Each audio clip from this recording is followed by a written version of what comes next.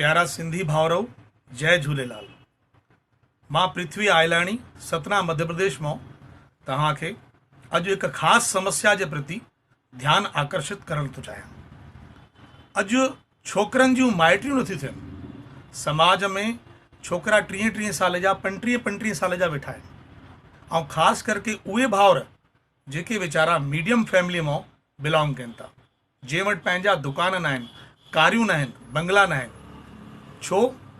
कारण इहो त छोकिरियूं चवनि थियूं असांखे वॾे शाहूकार घर में वञिणो आहे, असांखे बंगले वारो छोकिरो खपे, असांखे उहो छोकिरो खपे जंहिंजे घर में बाथरूम जेके हुजनि उन में जगुआर जा नल हुजनि ऐं कारियूं हुजनि वग़ैरह वग़ैरह। अॼु इहे वीडियो मां इन करे ठाहे रहियो आहियां। हिकिड़े जवान यंग छोकिरे कटनीअ जे सुधीर मोहनानीअ हिकु वीडियो ठाहियो आहे ऐं हिकु सवाल कयो आहे त छा असां कुंवारा ई मरी वेंदासीं?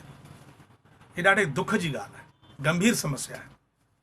मां तव्हां सभिनी सां हिकिड़ी वेनती करणु थो चाहियां त जीअं असां हिते सतना में हिकु बंधन ग्रुप ठाहियोसीं, उन ग्रुप में मीडियम माण्हुनि जी माइटियूं थियूं आहिनि, शाहूकारनि जूं बि थियूं आहिनि, विडो जूं थियूं आहिनि, कंहिं विड वारनि जूं थियूं आहिनि।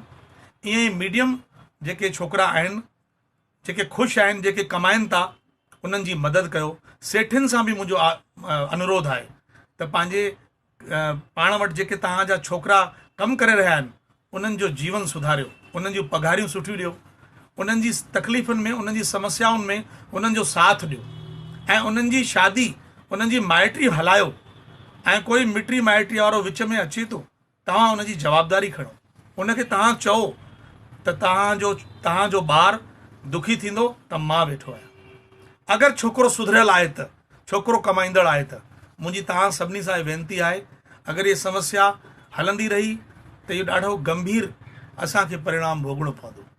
छा हिकिड़ो वीचार करण जहिड़ी ॻाल्हि आहे त छा मीडियम माण्हू खे शादी करण जो अधिकार न आहे? तव्हां इहो वीचार कयो।